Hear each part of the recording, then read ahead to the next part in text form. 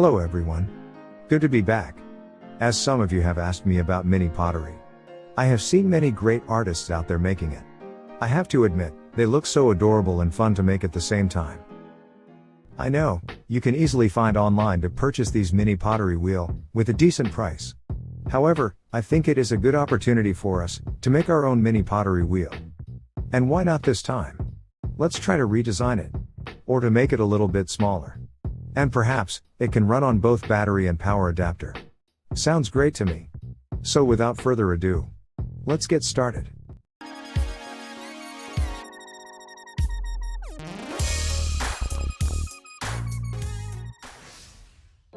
As you may see, these are all elements that we need for this project. Not much, is it? All elements are listed in the description if you need it. For the body parts, I am using the metal plaque from an old PC case.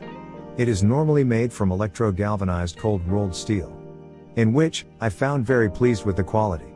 It is a low-cost steel metal grade, with improved thermal conduction. It is easy to cut.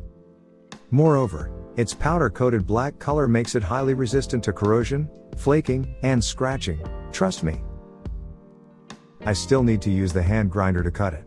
But it takes no time to cut out the template as you can see in the video. Oh. And remember to drill the holes on the sheet in advance. This definitely will save you a lot of work after that. A mini bench grinder will help us to round up the corners and sharp edges. Please spend time while doing this. As the more precise you are, the better it looks later. And here is the final result. It looks great. By the way, there are only 3 parts that need to be cut out of the metal sheet. I will try to draw it precisely, and leave a template for you in the description. However, it takes no time for me to draw it by hand on the metal sheet. I bet you can do even better than me. I used a metal scriber, trying to make a groove line before I bend it. Here is how I bend the top part and other parts of the mini pottery wheel. It worked for me. You may found a better way to do it. Please leave a comment for me if you have. I will try to use it in my next project. Alright. As now it fits perfectly to each other. Let's drill some more holes to screw it in later. Obviously, this could have been done in advance if I could draw a precise template. But I was afraid when I bend it, there might be some shortage in measurement. Therefore, I bent it and ground it after I am sure that it fits perfectly. Here I am grinding a small hole for our battery switch. This switch I will leave it on the back of the mini pottery wheel. As if there is no power supply from the DC adapter. We will turn this switch on, and it will run on our 9-volt battery.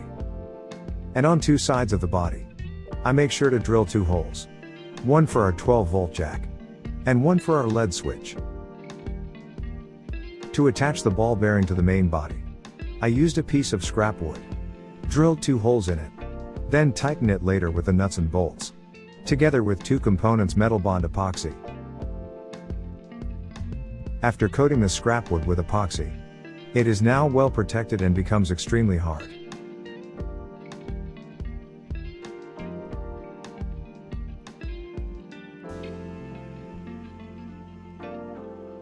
I forgot to leave out space for the motor when I cut the scrap wood. Luckily, I can easily modify it with the Dremel. I then inserted the ball bearing.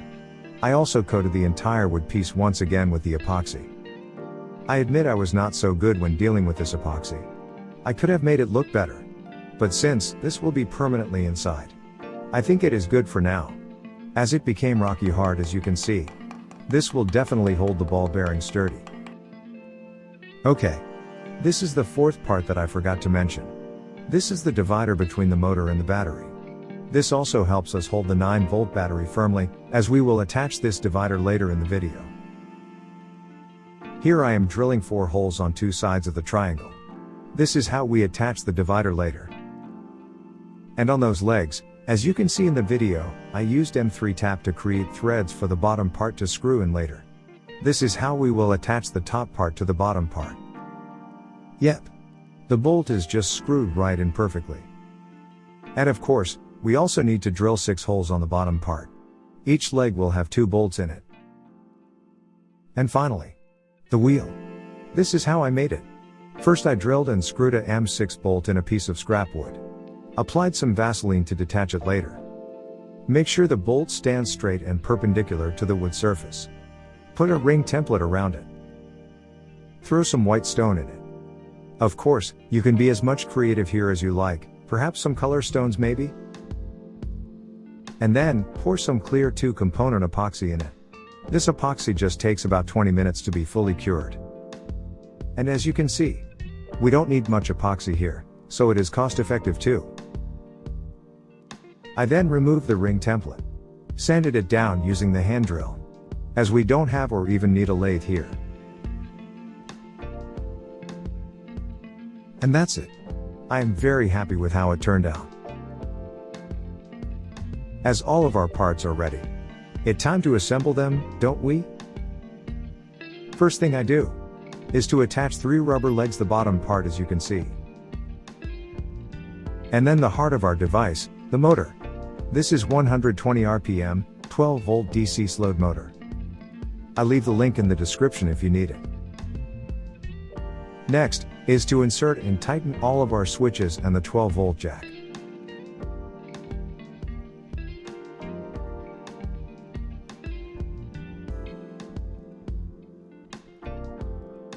Here I am tightening the mini slide switch for our 9 volt battery.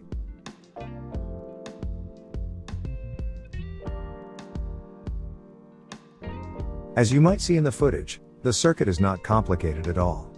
However, I do have it in the description too, in case you need it. To secure all of the connections, I soldered them. It is straightforward and fairly easy to do. The 8 bolts and nuts that I used to tighten the back are a bit too long. Therefore, this is how I ground them shorter for a better fit. Using a scrap metal sheet to hold them, and grinding it on the bench grinder, gives me an extremely quick and great result.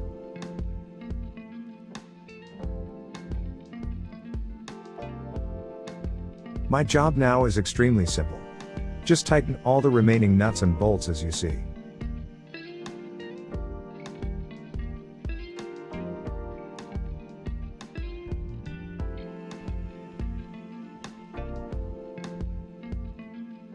And don't forget the 9 volt battery connector. I was so satisfied with how the battery fit and hold perfectly within the device. I guess it's just another good day of mine. Okay. Before inserting the pulleys and the throwing wheel, I sealed the gap around the surface with black silicone sealant. With just a few wipes of the paper towel, you can easily clean up the excess silicone. Finally, it's time to insert our throwing wheel and the pulleys. I have measured the distance between 2 pulleys carefully. Therefore, we will need to install them at the same time, as we cannot insert the belt later on. To explain why we need an addition 40 teeth pulley here. It is because most of the 12 volt slowed motors out there have the speed between 5 RPM, up to 120 RPM. And in my case, it is 120 RPM. So this will crank up our max spinning speed by 2.5 times, which is 300 RPM.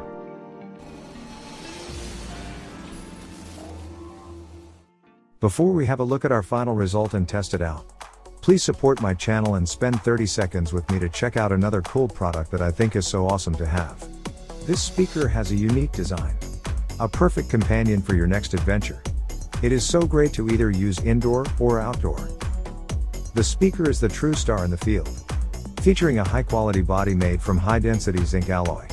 And a design inspired by military radios.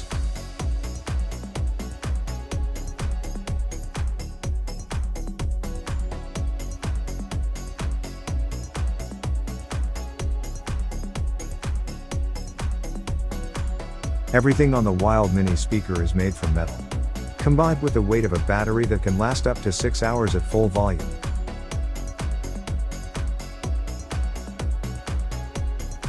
The speaker enclosure is IPX5 rated, which means it's water resistant. So it's fine if it gets rained on or splashed at the beach.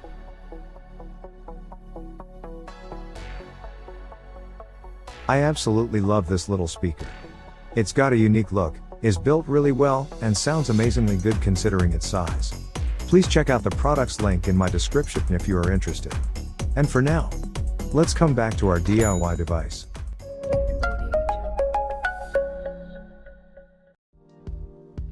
A 12-volt power supply adapter is used for our device. This adapter has an output range from 3 volts up to 12 volts. The amount of voltage will decide how fast you want your motor to spin.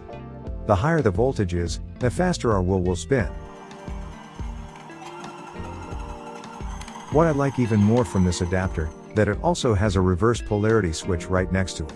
This will help us to change the spinning direction of the wheel clockwise or counterclockwise. Very convenient, isn't it? Alright, let's make something with it. How about a pawn in the chess game? I was so satisfied, and feel perfectly fine with the speed of the motor when it runs on our 9-volt battery. Therefore, I was working the entire time wirelessly. Let me know how you like it in the comment. Would you?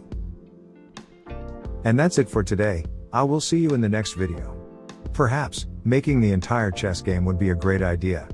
Thank you for watching, and please subscribe to my channel if you like what I do. Bye for now.